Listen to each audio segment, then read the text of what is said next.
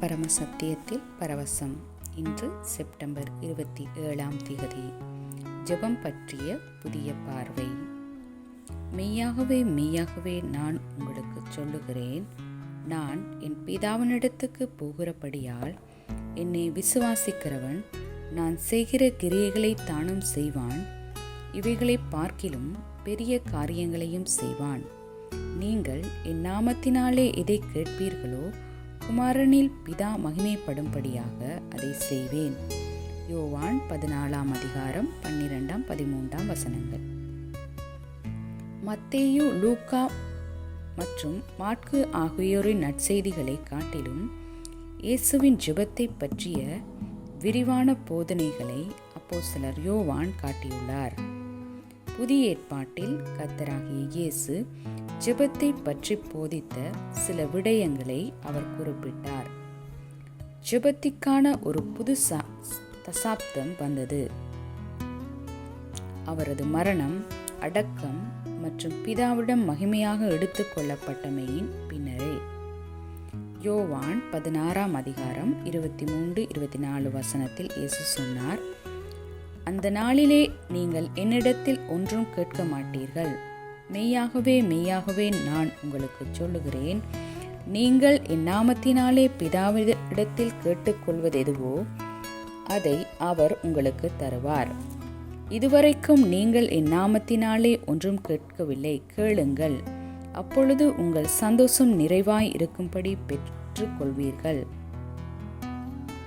இன்றைய நாளில் ஜெபத்திற்கான ஒரு புதிய விதி என்னவென்றால், புதிய ஏற்பாட்டில் நாம் ஜெபங்களை இயேசுவின் நாமத்தில் பிதாவினிடத்தில் செலுத்துகிறோம். நாங்கள் இயேசுவின் நாமத்தில் ஜெபிக்கிறோம்.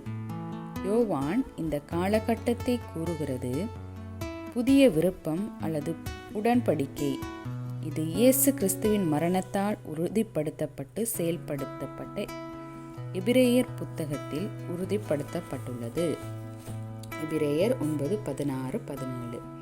ஏனென்றால் எங்கே சமாதானம் உண்டோ அங்கே அந்த சமாதானத்தை எழுதினவனுடைய மரணமும் உண்டாக வேண்டும்.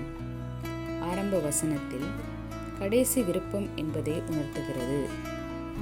ஒரு உடன்படிக்கை நிறைவேறுவது மரணத்தின் பின்னரே.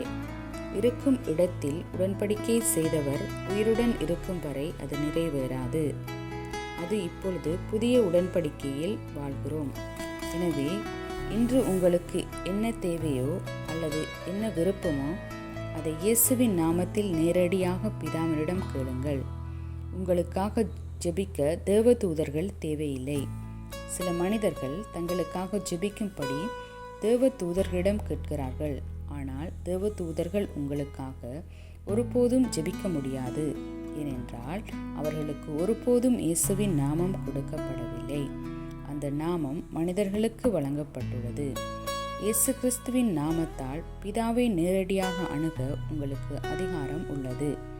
எனவே உங்கள் மகிழ்ச்சி நிறைவாக இருக்குமாறு கேட்டுக்கொள்ளுங்கள். அதுவே புதிய ஏற்பாட்டில் ஜெபத்தின் வல்லமையும் திறனும் ஆகும். தேவனுக்கு மகிமை உண்டாவதாக. ஜெபிப்போம்.